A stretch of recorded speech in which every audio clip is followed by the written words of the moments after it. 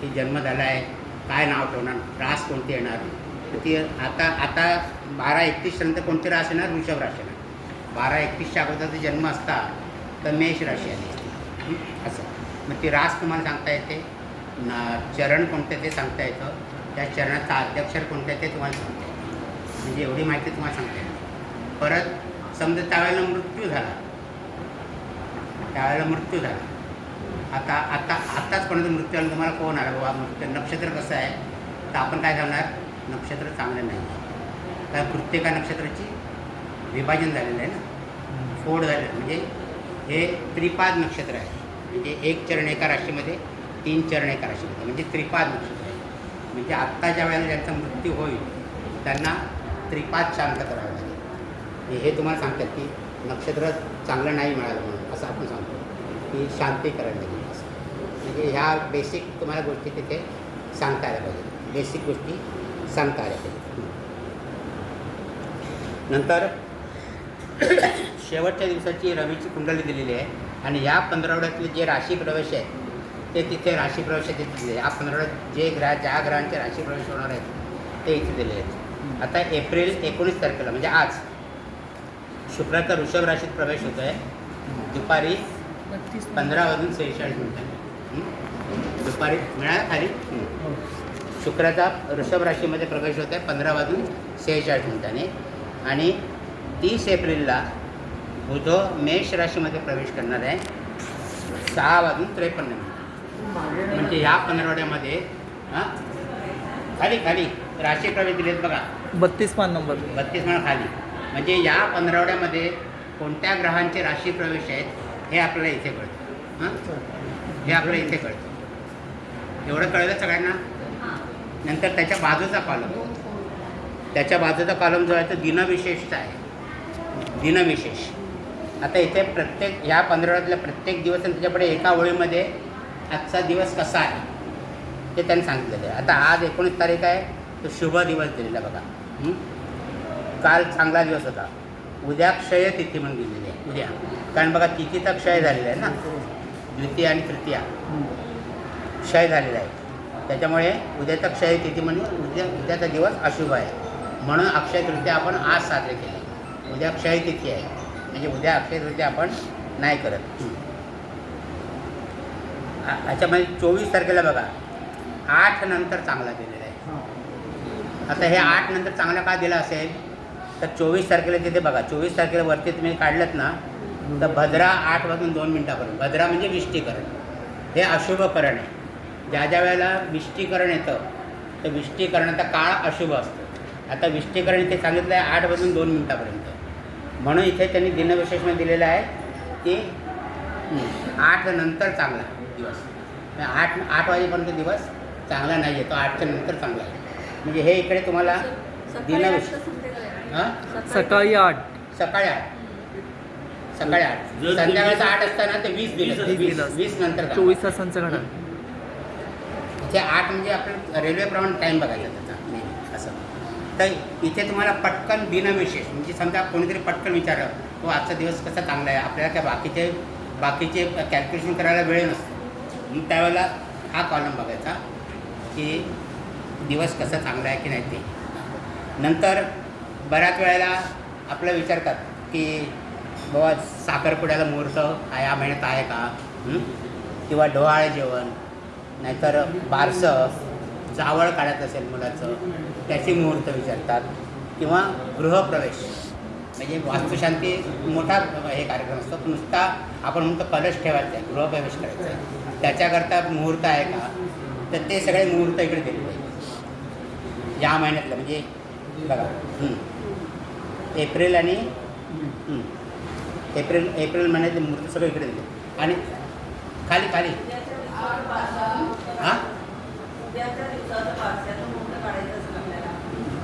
उद्याचं दिवस बारसं बघा, बारशामध्ये बघा ना एप्रिलमध्ये 21 तारीख दिली आहे बघा. 20 तारखेला नाही आहे, 20 तारखेला क्षय तिथी आहे ना, 20 तारखेला क्षय तिथी म्हणून उद्या बारशाचं नाही दिलेलं, 21 तारखेला दिला मुहूर्त.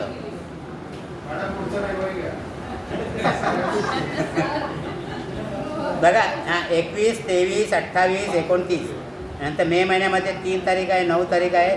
9 तारखेला 14पर्यंत दिलं आहे, म्हणजे दुपार 2 वाजेपर्यंत मुहूर्त आहे. हा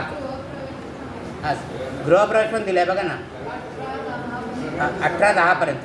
एप्रिलला 18 तारखेला 10पर्यंत दिलं. पहिली तारीख आहे आणि त्याच्यापुढे डॅश करून जर दिला असेल पर्यंत किंवा नंतर तर ती वेळ आहे.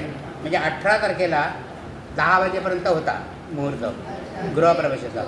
23, 24, 25 संपूर्ण दिवस आहे. मेच्या 1 तारखेला 10च्या नंतर आहे, सकाळी 10च्या नंतर आहे. हां, त्या दिवशी सगळे मुहूर्त म्हणजे सूर्योदयापासून सूर्यास्तापर्यंत असं. 3 पूर्ण आहे. हां 3 पूर्ण आहे, पण 8ला 8 हो. 1 तारखेला 10 नंतर आहे मुहूर्त चांगला. नंतर 8 तारखेला 12पर्यंत आहे बघा, 12 वाजेपर्यंत. 12 वाजे. हो 8 तारखेला. असे तुम्हाला तिथे ते दिलेले आहेत सगळी माहिती. म्हणजे पंचांगावर तुम्हाला किती माहिती मिळते ते बघा. म्हणजे तुमच्याकडे पंचांग असेल, कोणी तुम्हाला विचारलं तर सगळ्यात त्यांचं शंका निरसन तुम्ही करू शकता. आता हे जे मुहूर्त मिळतील ना तुम्हाला, हे शुक्ल पक्षाच्या पानावरती मिळते, कृष्ण पक्षाच्या पानावरती मिळणार नाही. त्याचं कारण का? कारण कृष्ण पक्षाच्या ह्याच्यावरती संकष्टी चतुर्थी येते कृष्ण पक्षात, आणि मग प्रत्येक जिल्ह्याचे त्यांनी चंद्रोदय दिले असतात. म्हणून तिथे ती जागा सगळी व्यापली आहे बघा. चंद्रोदय दिले प्रत्येक जिल्ह्याचे चंद्रोदय. त्याच्यामुळे ही जी माहिती आहे ही तुम्हाला शुक्ल पक्षाच्या पानावरतीच मिळणार, शुक्ल पक्षाच्या पानावरतीच मिळणार. बरोबर. आता डाव्या बाजूला जे काय दिलं आहे ते सगळं तुम्हाला कळलं, काय काय माहिती आहे त्याच्यामध्ये, किती माहिती आहे, किती प्रकारची, हे कळलं का तुम्हाला? कुठलं? हां, त्याचे घर बांधण्याची मूर्त मागे आहेत, मागे तुम्हाला मिळते घर बांधण्याची मूर्त, त्याचे नक्षत्र. तर एवढं कळलं. डाव्या बाजूला तुम्हाला किती माहिती मिळते पंचांगाची, डाव्या बाजूला किती माहिती मिळते पंचांगाची हे तुम्हाला काढून तेवढंच पडतं. आता आपण उजव्या बाजूवर जाऊया पंचांगाचं. डाव्या बाजूला काय कोणाला शंका आहे का? डाव्या बाजूच्या पानाबद्दल काय शंका आहे कोणाला? गव्हाळ वगैरे नंतर बघायचं ना. हां, ते घबाड वगैरे योग आपण घेऊया नंतर. घबाड योग आहे, दग्ध योग आहे, मुक्ती योग, यमघंट योग आहे, युक्ती योग आहे, गुरुपुष्य योग आहे. आडवं केलं चालेल. आपण नंतर बघणार सगळं.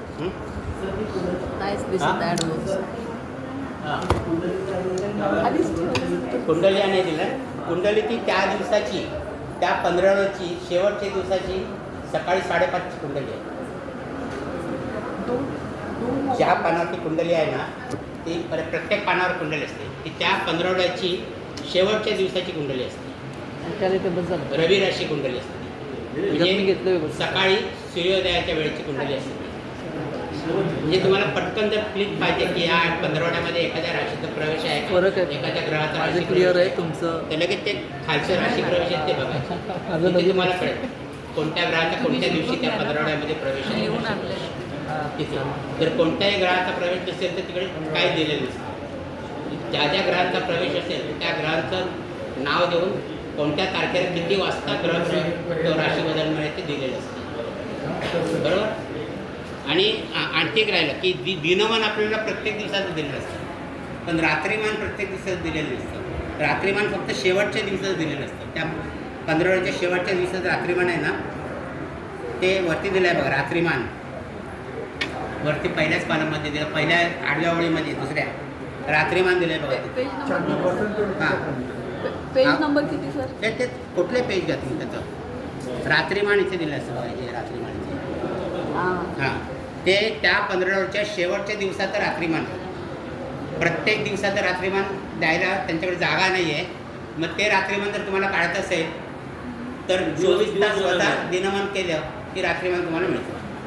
24 तास स्वतः दिनमान केलं की रात्रीमान मिळतं. आता शेवटच्या दिवसाचं रात्रीमान त्याने किती दिलं आहे? 11 तास 12 मिनटं. आणि दिनमान किती दिलं आहे शेवटच्या दिवसाचं? 12 तास 48 मिनटं आहे बघा शेवटच्या दिवसाचं. 24 तास झाले. 24 तास झाले.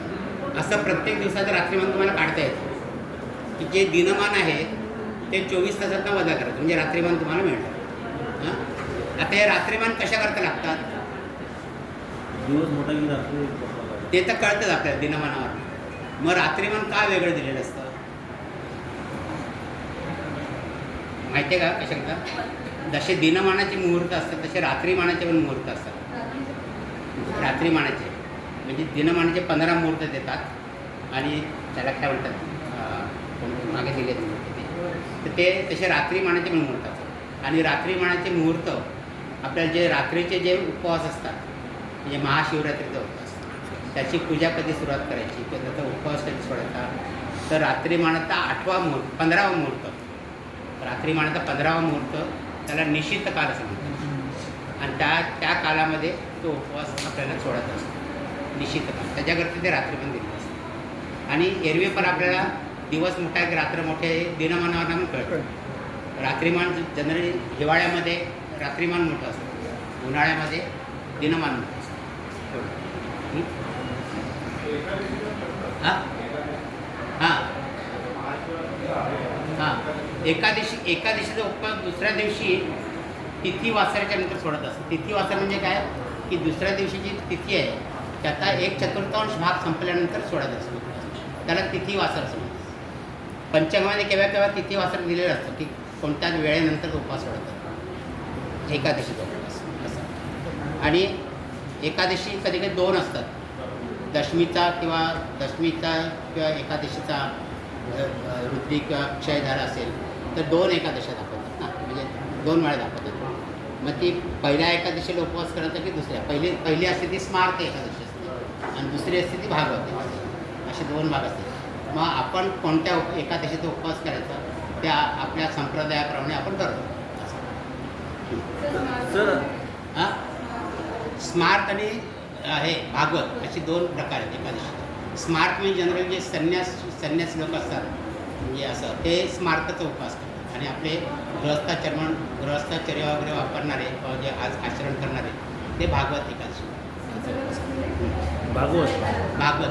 भागवत सर आता हे डावापान झालं ना हां तर याच्यामध्ये करण दिवाकरण आणि रात्रीकरण हां आणखी एखादं करण येऊ शकतं का? आता बघा आता आजचं जे करण आहे ना ते खरं म्हणजे रात्रीकरणच आहे म्हणजे ते दुसरं करण आहे की जे तिथी समाप्तीवर संपतं.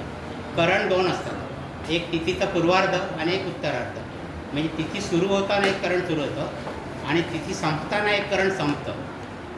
जे तिथी संपताना करण संपतं ते रात्रकरण असतं खरं म्हणजे. पण आता कधी कधी काय होतं कर्णांचा पण क्षय होतो मग ते जरा मागे पुढे होतात करणक्षय. पण आपण एक लक्ष ठेवायचं ज्या करण्याची समाप्ती तिथी समाप्तीला झालेली आहे ते दुसरं उत्तरार्धातलं करण आणि ज्या करण्याची सुरुवात तिथी बरोबर झालेली आहे ते पूर्वार्धातलं करण. आता दुसरा एक प्रश्न की हे जे कॅलेंडर आहे पंचांग बघतो आपण हां पंचांग हे ॲडव्हान्समध्ये 1-2 वर्ष मिळतं का? 1-2 वर्ष नाही मिळते. 1-2 वर्ष म्हणजे त्याचं ते आहे म्हणजे पंचांग कर्ते जे आहेत हां त्यांच्याकडे त्या ॲफिमेरीज वगैरे असतात आहे ते दिलंय ना सर. पण ते डिक्लेअर करत नाही ते नाही तर त्यांचं पंचांग घेणार नाही ना. मला कॅलेंडरसाठी लागतं त्याच्यामुळे मी हां मग तुम्हाला त्यांना कॉन्ट्रॅक्ट द्यावा लागेल. बोला हां 74 वरती हां त्याच्यात दिलं असेल बघा निश्चित काल दिला असेल बघा. नाही येणार 74.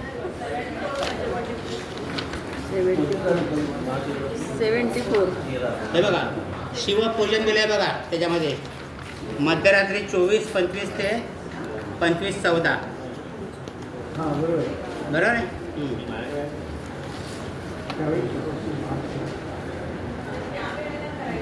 त्यावेळेला पूजन करायचं त्यावेळेला महाशिवरात्री. हां रात्री 12:25 12:25 1:14 मिनिटापर्यंत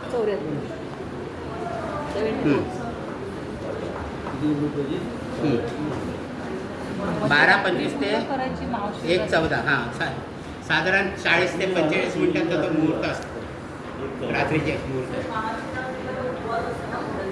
हो संपूर्ण दिवस उपवास असतो ना तो. मग तर पूजन झाल्यानंतर दुसऱ्या दिवशी सोडतात खरं म्हणजे तो पण दुसरा दिवस उजाडतात ना. हां हे शिवपूजन दिलेलं आहे म्हणजे हे पूजन झाल्यानंतरच तुम्हाला उपवास सोडायचा आहे ना त्याचा.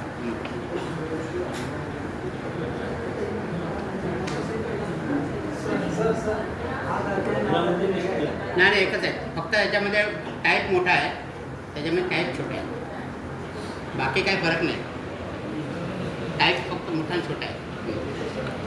13 तारखेला एकादशी झाली होती ना. हा? आता 13 एप्रिलला हा. एकादशी. हां तर तिथे कसं काढायचं ना सांगा बरं. ते 13 एप्रिलला होते ना एकादशी.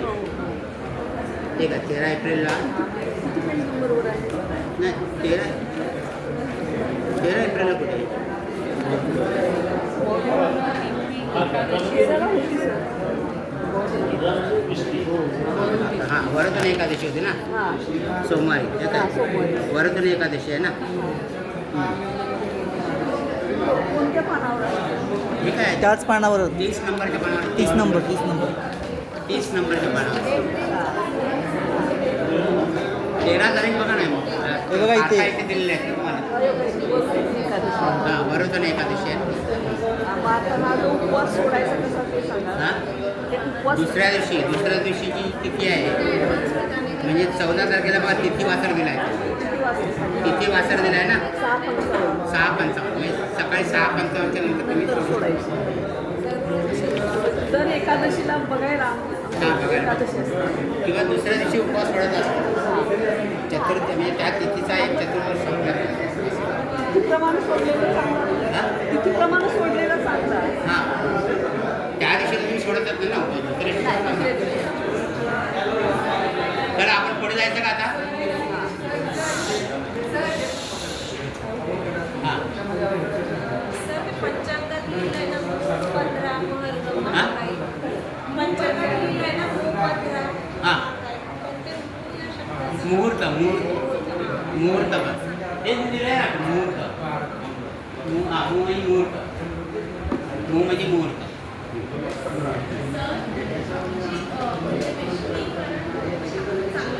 हां हां योग आपण शिकणारच नाही. योगमध्ये आहेत पण ते व्यतिपात योग वगैरे आहेत ते पण ते शुभ कार्याला त्याचा जास्त विचार करत नाही. फक्त शुभाशुभ दिवसामध्ये ते सांगतात मात्र की हा दिवस शुभ नाही म्हणून. हां आणि शुभ दिवस तुम्हाला जास्त आणखी जर हवन वगैरे करायचं असेल तर त्यावेळेला अग्नी पृथ्वीवर आहे की नाही ते बघायला लागतं. तर ते पण आपण शिकणार आहोत. अग्नी पृथ्वीवर आहे की नाही कसं बघायचं ते पण आपण शिकणार आहोत. कालनिर्णयमध्ये जे शुभ दिवस दिलेले असतात हां ते कशाच्या आधारावर याच्याच आधार होते म्हणजे विष्टीकरण नसेल योग चांगला असेल ते शुभ दिवस त्याच्यावरच काढतात. त्याच्यावर काढतात. इथे जसे काढलेले आहेत तसेच काढलेले असतात काढले.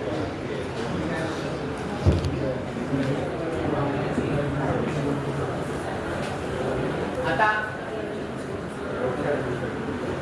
पंचांगाचा डाव्या बाजूचं पान जे आहे ते सर्वांकरता माहितीपूर्ण आहे पण आपण ज्योतिषाचा अभ्यास करतो तर उजव्या बाजूचं जे पान आहे पंचांगाचं ते ज्योतिषांच्याकरता ज्योतिष जे शिकतात त्यांच्याकरता महत्त्वाचं उजव्या बाजू. आता आपण कुंडली कशी मांडताना कुंडली म्हणजे काय आता आपण कसा विचार करायचा कुंडली म्हणजे जन्मवेळचा जन्मस्थळाच्या वरतीच्या आकाशातला ग्रहांचा नकाशा त्याचा आपण कुंडली मांडतो म्हणजे तो नकाशाच असतो जन्मस्थळ. मग कुंडली बनवताना आपल्याला कोणत्या गोष्टी आवश्यक असतात एकतर जन्मवेळ जन्मतारीख पहिली गोष्ट नंतर जन्मवेळ आणि जन्मस्थळ या 3 गोष्टी आपल्याला आवश्यक असतात. नंतर 12 राशी आणि 12 ग्रह ओके ना आणि 12 कुंडली स्थान एवढ्या गोष्टींची आपल्याला आवश्यकता असते. त्याच्यावरून आपण कुंडली बनवतो ओके. मग जन्मतारीख म्हणजे काय तर जन्मतारीख म्हणजे सध्या आपण इंग्रजी तारीखच बघतो जन्म त्याच्यावरून आपण तिथी वगैरे काढतो पण जन्मतारीख म्हणजे 30 आपण करतो ओके. आणि रात्री 12 वाजता आपली जन्मतारीख म्हणजे इंग्रजी तारीख बदलते रात्री 12 वाजता म्हणजे आता समजा 12च्या नंतरचा जन्म असेल म्हणजे आज रात्री 12च्या नंतर जन्म झाला तर आपण का म्हणा सोमवारी जन्म झाला ओके. परंतु कुंडली बनवताना आपण रविवारच धरणार कारण आपला वार जो आहे तो एका सूर्यास्तापासून दुसऱ्या सूर्योदयापर्यंत. एका सूर्योदयापासून दुसऱ्या सूर्योदयापर्यंत आपला वार असतो. त्याच्यामुळे आपण रविवारच धरणार. मग तर रविवार धरणार म्हणजे आपण तारखाचे 2 येणार तारखा 2 येतात त्यामध्ये. आता आज रात्री म्हणजे आज 19 तारीख आणि उद्या 20 तारीख आहे म्हणजे आज रात्री 12च्या नंतर जन्म असेल तर आपण काय म्हणणार की सोमवारी 20/4/2026 अशी तारीख आपण घेणार की नाही. पण कुंडली बनवताना आपण काय करणार की जन्मतारीख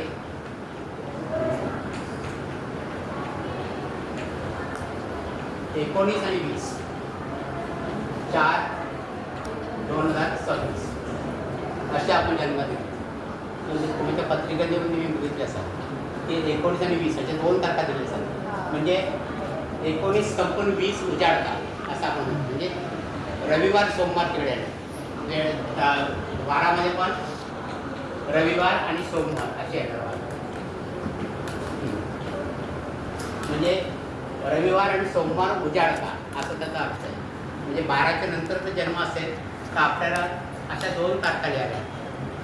अशा 2 तारखा लिहा. कारण काय इंग्रजी तारीख रात्री 12 वाजता संपते, नवीन तारीख सुरू होते आणि आपली जी तारीख आहे ती आपले जे वार आहे ते आपल्याला एका सूर्योदयापासून दुसऱ्या सूर्योदयापर्यंत. हा एक फरक तुम्ही लक्षात ठेवा रात्रीचा जन्म असेल तर. आणि जन्मवेळ जी आहे त्या जन्मवेळेवरती पण बऱ्याच लोकांची दुमत आहे. काय काय लोक म्हणतात की ज्या वेळेला जन्म होईल ती जन्मवेळ.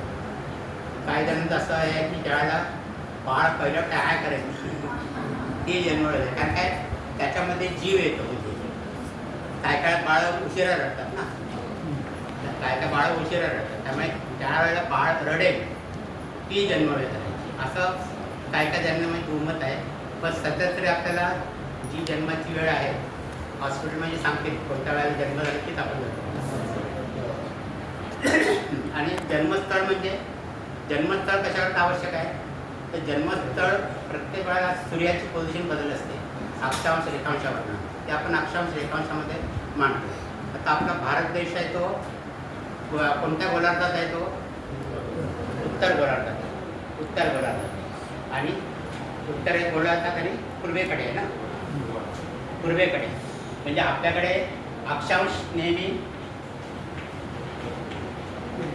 भारतात जन्म असेल तर अक्षांशाच्या पुढे नेहमी एन असतं. एन म्हणजे नॉर्थ उत्तर आणि रेखांशच्या पुढे नेहमी ईस्ट ईस्ट येणार. ईस्ट म्हणजे पूर्व रेखांश.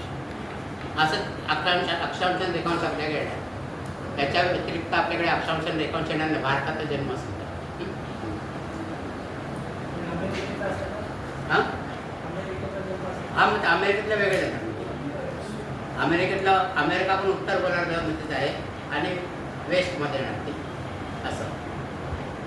ऑस्ट्रेलिया तर साऊथमध्ये तिथे अक्षांशच्या पुढे एस आहे ना, साऊथ त्याच्यामध्ये असं.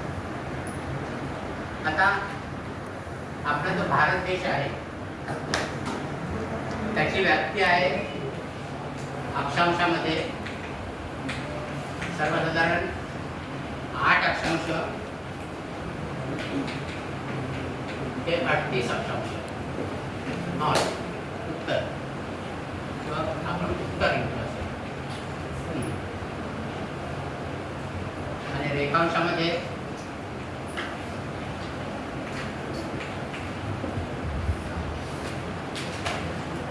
64 अंश ते 92 अंश पूर्व अशा की भारत देशाची व्याप्ती आहे अक्षांश रेखांशाप्रमाणे. मला जे अक्षांश रेखांश आपल्याला जे भारतात जन्म झाले ते याच्यामध्येच मिळते. या रेंजनुसार अक्षांश आणि रेखांश. अक्षांश कुठले असतात ते अशा पृथ्वीच्या आडव्या जे दिलेले असतात वर आणि खाली. म्हणजे उत्तर गोलार्धाचे 90 अक्षांश आणि दक्षिण गोलार्धाचे 90 अंश. आणि रेखांश म्हणजे ज्या अशा उभ्या रेखा असतात त्या 180 पूर्व आणि 180 पश्चिम अशा 360 आणि आपली प्रमाणवेळ किती आहे? आपली प्रमाणवेळ किती आहे भारताची? 5 ना? 5 नाही. किती रेखांश आहे? हां नाही 82.5 82.5 ला 80 to 30 82 पूर्व रेखांश.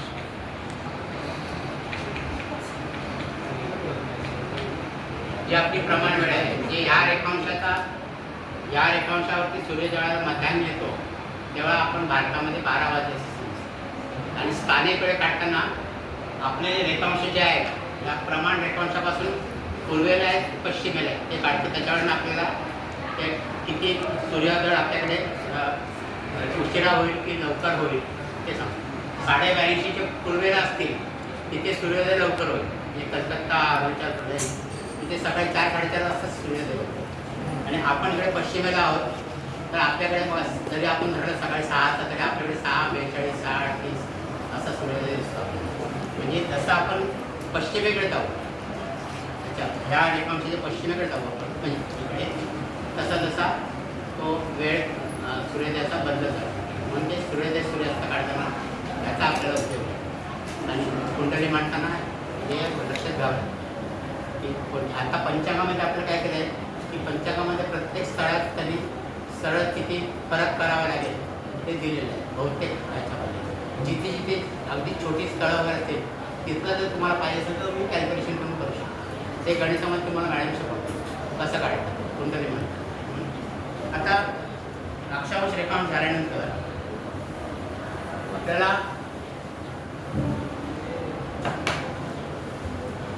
ग्रह आपण बघितले 12 ग्रह आपण बघितले. 12 ग्रह त्याच्यामध्ये अंतर्ग्रह कोणते आहेत बुध आणि शुक्र म्हणजे सूर्य आणि पृथ्वी याच्यामध्ये 2च ग्रह आहेत बुध आणि शुक्र. आणि बाकीचे जे ग्रह आहेत ते बहिर्ग्रह त्याच्यामध्ये बहिर्ग्रह. तर अंतर्ग्रहामध्ये शुक्र जो आहे तो अगोदर शुक्र नंतर बुध आहे. त्यामुळे शुक्र जो आहे तो रवीपासून 28 ते 48 अंशापर्यंत जाऊ शकतो. पण बुध 28 अंशापर्यंत जाऊ शकतो. बरोबर. बुध जो आहे तो रवीपासून जास्तीत जास्त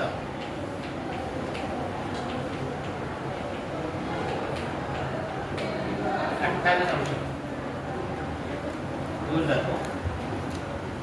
आणि शुक्र रवीपासून जास्तीत जास्त 48 अंश. म्हणजे या 2 ग्रहांना मर्यादा आहे रवीपासून किती दूर जाणं. आणि बाकीचे ग्रह आहेत ते दूर जाऊ शकतात किती म्हणजे 360 अंशाच्या आतपर्यंत ते किती दूर जाऊ शकतात. आणि साधारण रवीपासून 6 राशी पूर्ण झाल्या 6 राशी अंतर झालं की ते वक्री होतात. म्हणजे मागे आल्यावर दिसतं ते वक्री कसे होतात ते आपण बघू. आता हे जे सगळे ग्रह आहेत त्यांचा सूर्याभोवती फिरण्याचा कालावधी जो आहे तो आपण बघूया.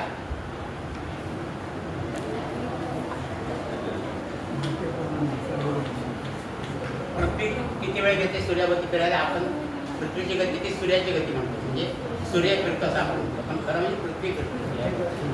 ती फिरते 365.25 दिवस.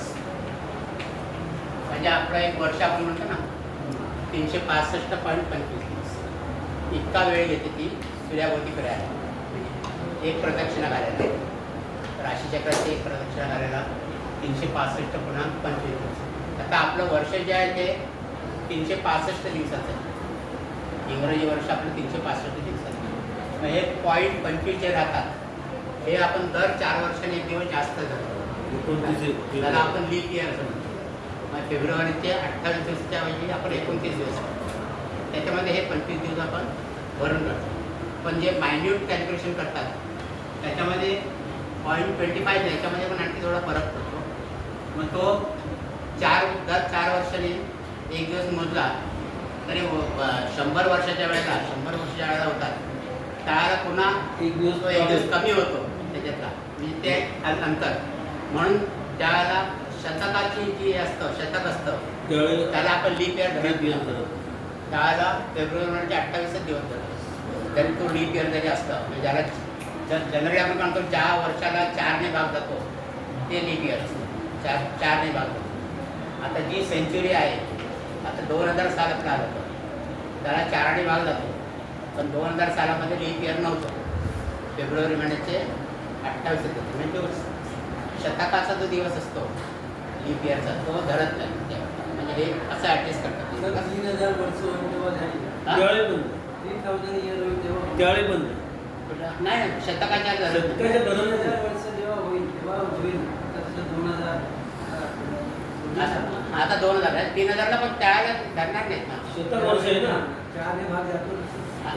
चार चार ते धरणार ना. नाही होणार. 4 जाता 28 4 25 तर ना आज शतकाच्या जातो बाप. हा. 100 जातो ना. हा.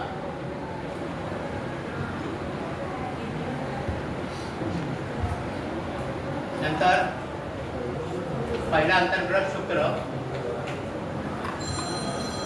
तो 225 दिवसामध्ये प्रदक्षिणा पूर्ण करतो. शुक्र मग सगळे सूर्याचेच आहेत नाही. हा आज म्हणजे आपण जर शुक्रवार करायचं तर आपलं वर्ष 225 दिवसात झालं असतं. आपण पृथ्वीवरती तर आपलं वर्ष 362 दिवसात आहे. म्हणजे प्रत्येक ग्रहावरती तर मनुष्यवस्ती असते किंवा जीववस्तू असतील तर त्यांचं वर्ष ते दिवस असे झाले असतील. बुध साधारण 11.5 महिने एक वर्ष पूर्ण करायचं. मंगळ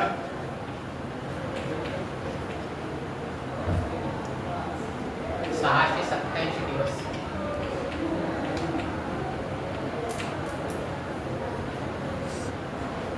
गुरु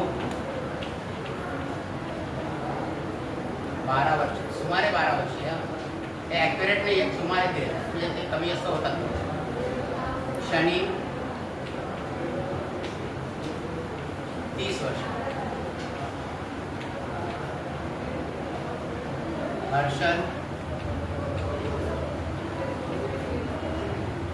84 वर्ष. हर्षद 84 म्हणजे एका राशीमध्ये किती वर्ष राहतो हर्षद?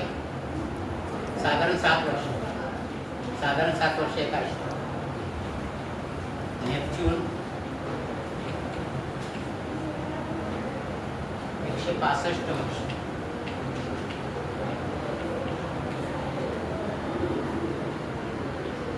प्लुटो 247 वर्ष. ही ग्रहांची सूर्याभोवती फिरण्याची कालमर्यादा आहे.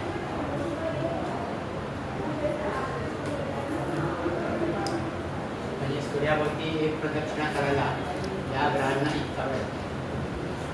आता प्लुटो बघा 247 वर्ष. प्लुटोचा शोध काहीतरी 1930 मध्ये लागला. म्हणजे प्लुटोचा शोध लागल्यापासून अजून त्याचं एक राशीभ्रमण पूर्ण झालेलं नाही. त्याच्यामुळे परादेश करताना जास्त प्लुटोवरती भाष्य कोणी करत नाही. कारण काय त्याच्या प्रत्येक राशीतली काय परादेश आहेत काय कारकत्व आहेत ती अजून त्याचा अनुभव घेतलेला नाही. म्हणून प्लुटोचा परादेश तुम्हाला जास्त दिसणार नाही. फक्त मेकनियामध्ये राहू किती 18 वर्ष. का राहू किती ग्रह नाही ते छेदन बिंदू आहेत ना पण ते 18 वर्ष येतात.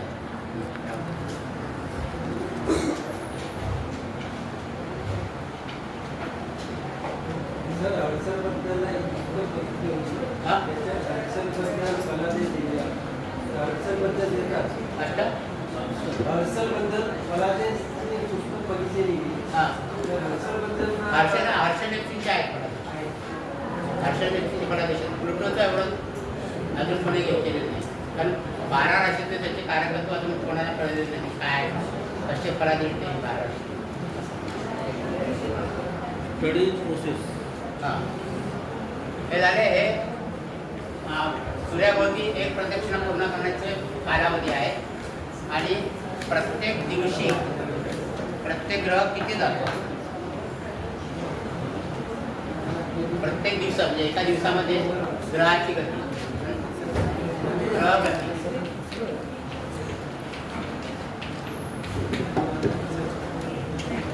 तर रवी ही कमाल गती आहे. रवीला कमाल म्हणजे जास्तीत जास्त आणि किमान म्हणजे कमीत कमी. किमान गती ती फक्त रवी आणि चंद्राला आहे. बाकीच्या ग्रहांना किमान गती नाही. ते 0 किंवा वजा पण होऊ शकतात. ज्यावेळेला ते वक्री असतात त्यावेळेला त्यांची वजा असते गती. म्हणून किमान आणि कमाल गती फक्त रवी आणि चंद्राला आहे. तर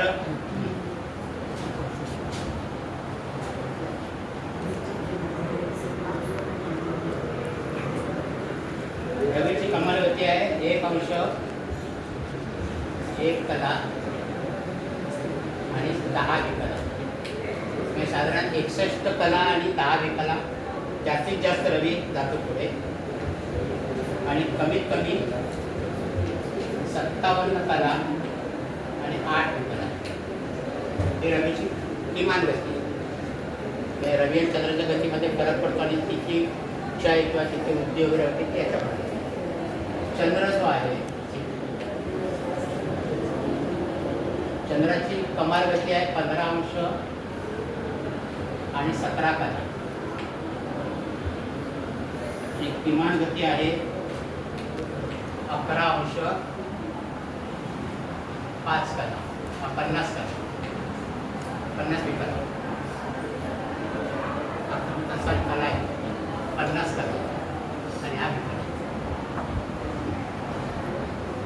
आणि बाकीचे जे ग्रह आहेत त्यांना कमाल गती दिलेली आहे, किमान गती नसते कारण ते वक्री पण होतात ना, म्हणून त्यांना किमान गती दिलेली नाही आहे. मग त्याच्यामध्ये बुध जास्तीत जास्त रोजचा 2 अंश 13 कलापर्यंत जाऊ शकतो. शुक्र 1 अंश 14 कला. मंगळ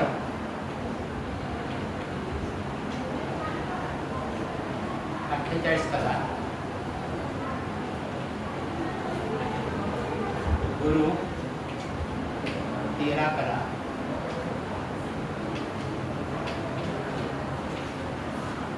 शनी 8 कला.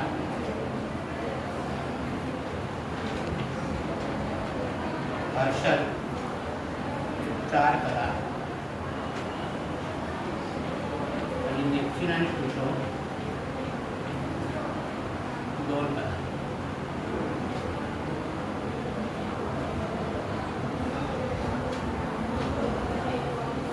नेपच्यून आणि प्लुटो 2 कला. हे प्रत्येकाची किमान कमाल गती आहे दिवसाची.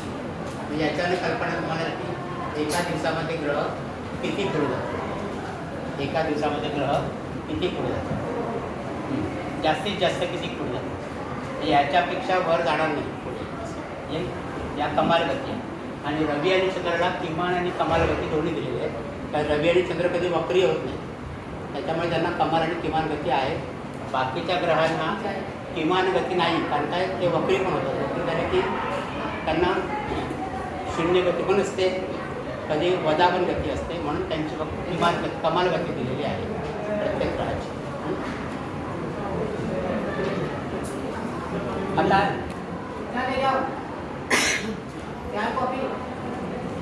अरे अभी के 3 बजे लगता है ना. 3 बजे लिखा है.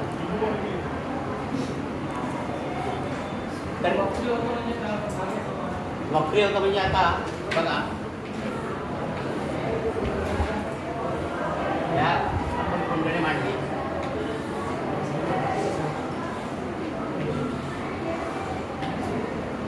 आता हा रवी समजा आपण या स्थानामध्ये घेतला. रवी या स्थानामध्ये घेतला तर रवीच्या समोर सर्वसाधारणप्रमाणे हे स्थान हे स्थान हे स्थान या स्थानामध्ये जर ग्रह असतील तर ते वक्री असतात. ते वक्री असतात. ह्याच्यामध्ये चंद्राचा हे करते. चंद्र वक्री होत नाही कधी.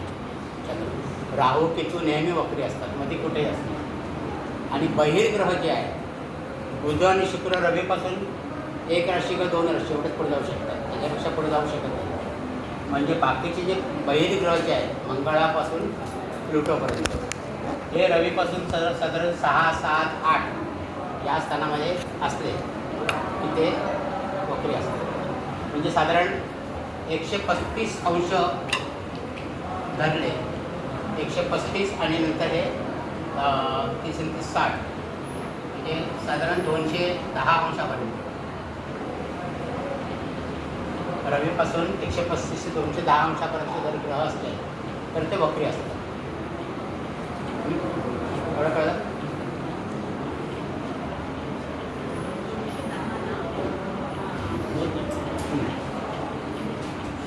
तर ते वक्री असतात. म्हणजे वक्री साधारण ग्रह कोणते असतात तुम्हाला कळेल.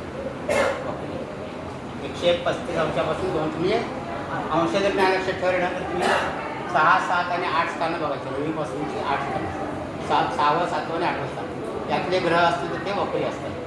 आणि बुध आणि शुक्र जे आहेत त्यांचे ठराविक अंश दिलेले आहेत की त्या किती अंशावर ते वक्री होतात ते आपण नंतर बघू.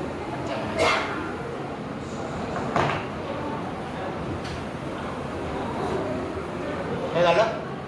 आता कुंडली कशी मांडतात, कुंडली मांडण्याच्या पण पद्धती आहेत. एवढ्या बघण्यात आपण थांबू. आपल्याकडे उत्तर भारतामध्ये नाही, आपल्याकडे आपण नेहमी अशीच कुंडली मांडतो ना.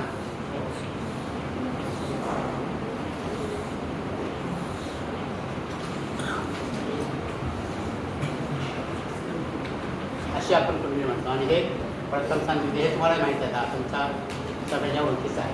हे उत्तर भारतामध्ये आपल्या महाराष्ट्रामध्ये अशा प्रकारे कुंडली मांडतो. अशा प्रकारे म्हणजे 12 ग्रह आणि जन्माच्या वेळी जी राशी पूर्व क्षितिज ऋषी उदित असते ती या पहिल्या स्तरामध्ये एवढा आपण म्हणतो. आता साऊथला दक्षिणेकडे कशी कुंडली म्हणतात. दक्षिण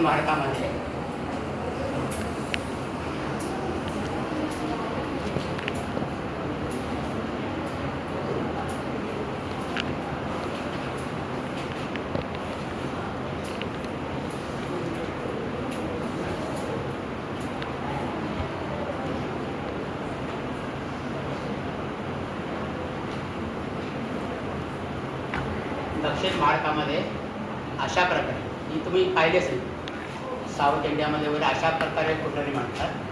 आणि आपल्याकडे कसं आपण म्हणतो की पूर्व क्षितिजावर जी राशी असेल ती प्रथम स्थान म्हणतो.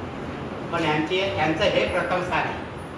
तिथे नेहमी मेष राशी असते, हे बदलत नाही. इथे मेष, इथे वृषभ, इथे मिथुन,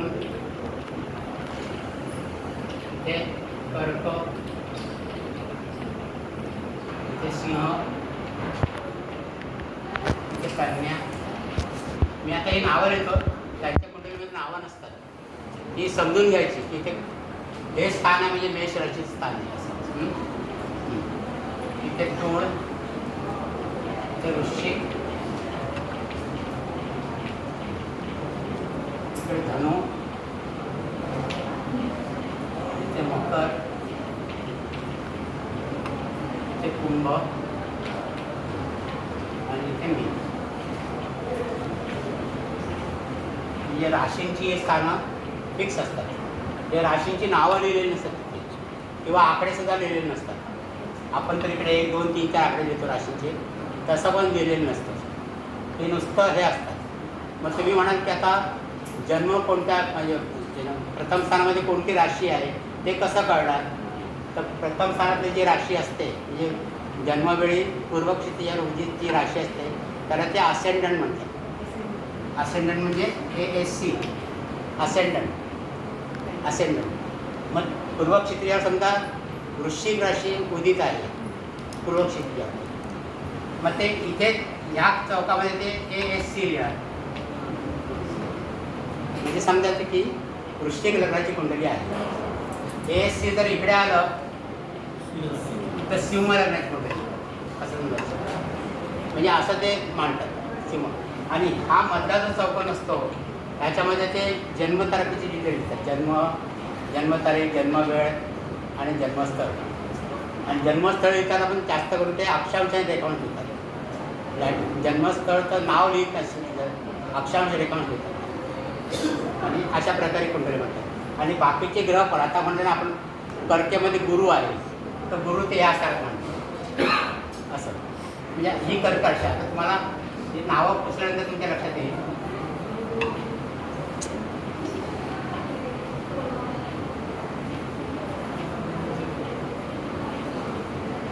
आता जर अशी कुंडली असेल आणि तुम्हाला म्हटलं की मिथून लग्न उदित आहे जन्माचे, ते इथे आपण 3 आकडा घेऊ ना. मिथून लग्न या कुंडलीमध्ये कुठे लिहिणार असेंडंट ते ह्याच्यात.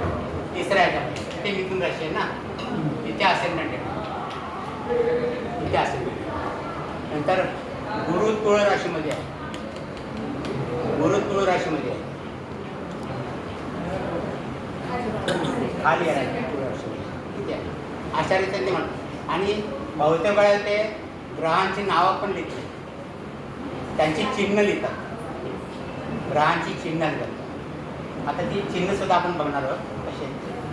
तर ही दक्षिणेकडे कुंडली मांडण्याची पद्धत आहे.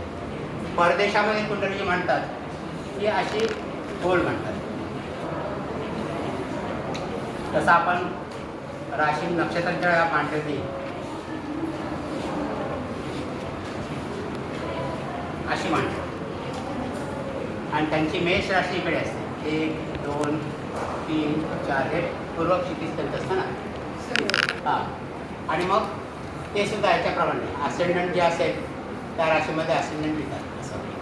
म्हणजे ही परदेशात कुंडली मांडण्याची पद्धत आहे गोल. म्हणजे अशा प्रकारे वेगवेगळ्या पद्धती आहेत कुंडली मांडण्याच्या. आपल्याकडे आपण अशी मांडतो, बाकी त्याच्यामध्ये अशी मांडतो. आता जे ग्रहांची इंग्रजी नावं इथे तर काय आपण ते गुरु वगैरे लिहिणार नाहीत परदेशामध्ये, त्याला ज्युपिटर लिहिणार ना. मग ज्युपिटर त्याचं आंतरराष्ट्रीय चिन्ह ठरलेली आहे प्रत्येक ग्रहाची. म्हणजे कुठे तुम्ही गेलात आणि त्या चिन्हांचं तुम्हाला माहिती असेल, तुम्हाला ते ग्रह ओळखता आले पाहिजे. तर ते कोणते ग्रह आहेत ते आपण पुढच्या ती चिन्ह कोणती आहेत, त्याला काय इंग्रजीमध्ये काय म्हणतात, राशींना काय म्हणतात, त्यांची चिन्ह काय आहेत, ती सुद्धा आता आपण पुढच्या लेक्चरमध्ये घेऊ. आज थांबू आपण.